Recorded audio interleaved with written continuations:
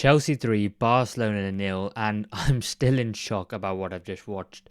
I expected Chelsea to be really up for this game, to really take Barcelona on and put them on the back foot, but I didn't quite expect a complete and utter humiliation from Barcelona's point of view.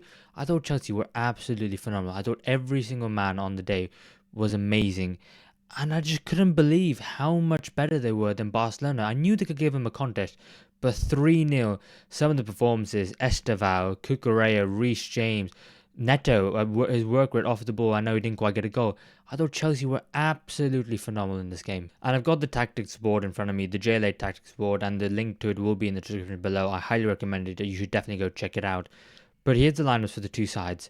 And first of all, Chelsea decided to go with no striker, and I think that was the right decision, especially considering how well it went. The fact that they decided to go for Neto instead of Delap or Pedro, I think that was the right decision with Chelsea's usage of trying to exploit Barcelona's incredibly high line. And Barcelona's high line, I mean, it looks really good when it works, but when it doesn't, it has a tendency to look really, really foolish. And Maresca, I think, is lineup spot on. Garnacho, Neto, Estevao, three really quick, like three wingers really, who are all trying to get out there and get past the back line and try and beat the offside trap.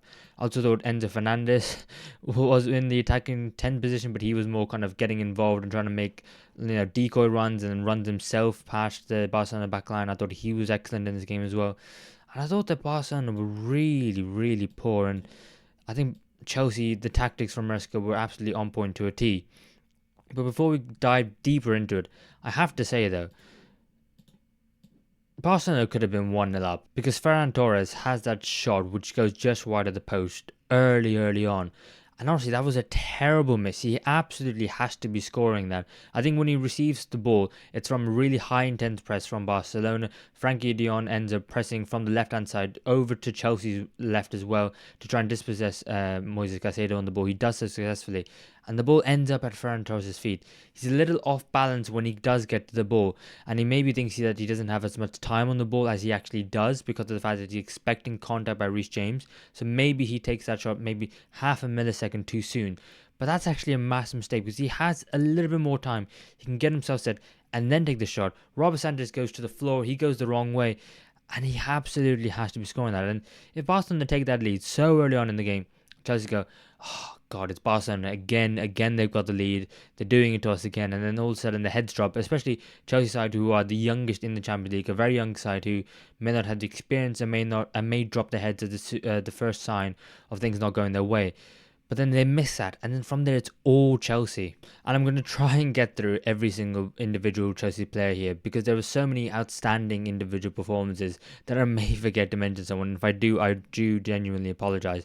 But I think Chelsea were phenomenal in this game, and how they tried to break down Barcelona's high line was, I think, on the right hand side for Chelsea with Estevao and Gusto, and I think it was the right decision to go with Gusto because you got Ferran Torres, you got Bauda who likes to bomb up and down this left hand side, so you never know how attacking he's going to be and the chances he's going to get in the game.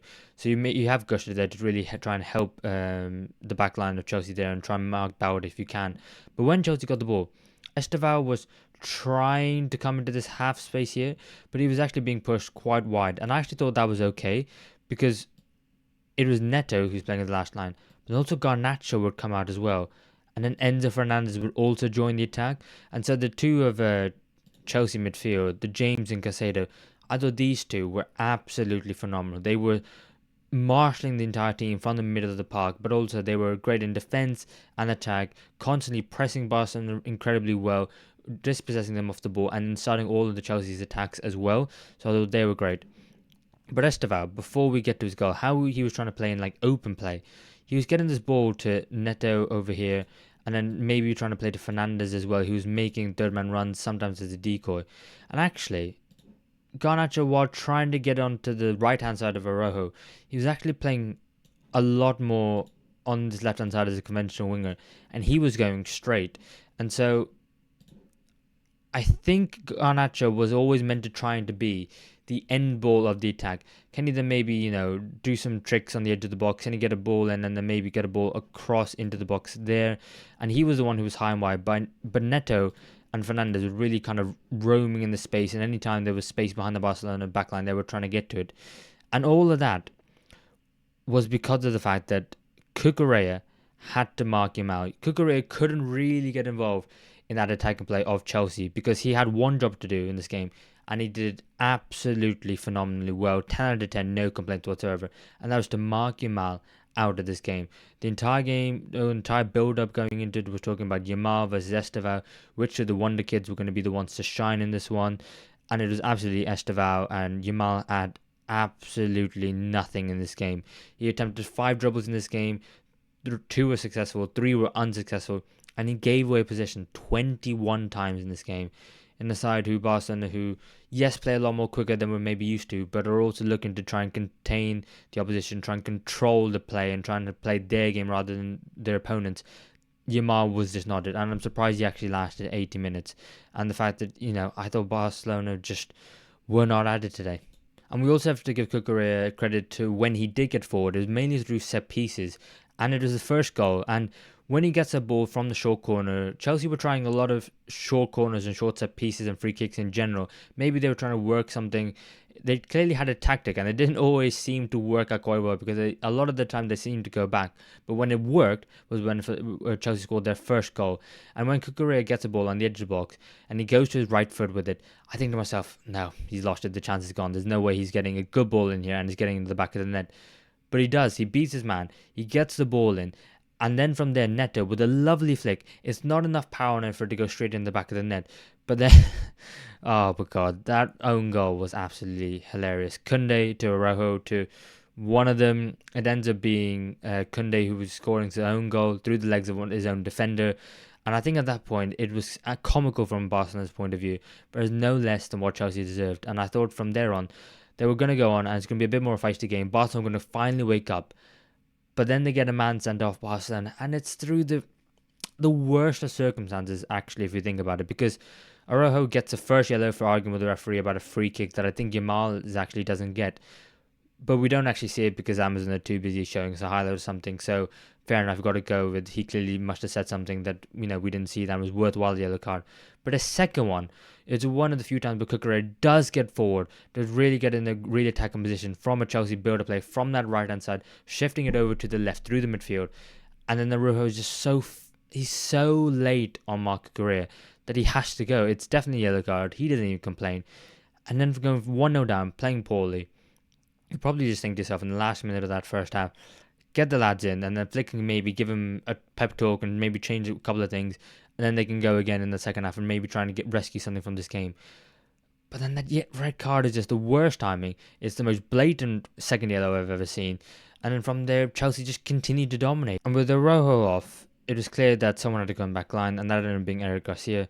Fer Lopez ended up dropping deep as well, and it was kind of a 4-2-3 in ended up being for Barcelona in that second half.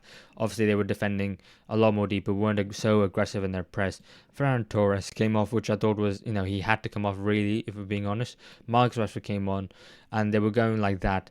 I'll be honest, I wasn't sure if Fer Lopez should have actually stayed on the pitch. I think to me, he didn't have a very good first half, and I was surprised when he wasn't the one to come off as well. But clearly, Hansi Flick thought he needed a midfielder, and yeah, I'm not sure if Lopez should have actually stayed off, if I'm being honest. But then also Chelsea made a change. They got rid of Mev D'Costa, they moved Rechains to right back, and then they brought on Andre Santos, and they decided to control the midfield a little bit more, and they absolutely did that, and it led to the second and third goals as well.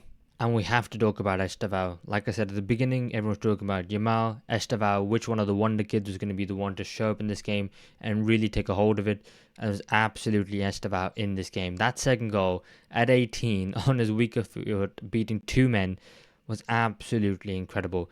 And fair play to him, because I thought in the game just throughout his whole build-up play, defending, his linking up play with the other players, the fact that he didn't look phased by the occasion as well, the fact that I actually think that he rose to the occasion as well, and the fact that he wasn't necessarily starting this one. He could have, Enzo Maresca could have decided to go for a striker, could have started Neto out wide, but no, he trusted the 18-year-old because he knew he was going to be good enough in this game, and he absolutely delivered for his manager. He is going to be something really, really special if he can keep on this track. And honestly, Chelsea have a potentially one of the best players in world football. I don't say that lightly, and I know that that could anything could happen. You never know. But if he carries on like the way he is, he's actually going to get there. And then Chelsea's third goal, it was exactly what they deserved when they got to it. The fact that Barcelona were still pressing, they had to really go for it if they're going to try and get anything from that game. But then they decided that, you know what, we're going to try and go for it. And then Chelsea just picked them off. It was so easy. Again, the offside trap didn't quite work. Enzo Fernandes was able to help break out the play on the left-hand side. He ended up passing the ball, getting it in an onside position to Liam Delap to score his first Champions League goal. And to do it at home against Barcelona there, what a moment for him to remember as well. And then the last 10 minutes of the game, Chelsea were just knocking around because they had the game wrapped up. They didn't really need to go out there and exert too much energy. And Barcelona also knew the fact that they lost the game 3-0, and Flick took off Yamal. He knew that it was too little too late, and Lewandowski came off as well. Rafinha came on. He didn't really do much, and at that point it just looked like so comfortable for Chelsea. And the one thing I'd say is, if Chelsea can produce a performance like that on a weekly basis, and the game on the weekend against Arsenal where they're second in the league, you never know. I mean, I don't think Chelsea are going to go in and win that game, because knowing Chelsea, they're a bit inconsistent. But if they were to produce a performance like this against Arsenal as well, why couldn't they challenge some of the best teams in Europe? Why couldn't they win the Champions League? Why couldn't they compete in the Premier League? And that's frustrating for me, because they Chelsea side absolutely everywhere. I mean, the fact that Robert Sanchez, Trevor Chalobah, and Wesley Fofana kept a clean sheet and looked absolutely comfortable as a 3, when I'm not sure I necessarily rate them too highly either. I think it's fantastic from those 3. The fact that you've got Reece James and Malo Gusto at right back, I think you've got the best left back in the league in Marco Correa. I think at this point it'd be hard pressed to name a better one. You've also then got Moise Caicedo, who in my opinion is the best defensive midfielder in the league at the moment. So Chelsea do have all these amazing, talented players who they can produce, and produce a performance like this against Barcelona. You just need to do it a little bit more consistently. And I think Enzo Maresca is finally tweaking out this Chelsea side to try and really get the best out of them.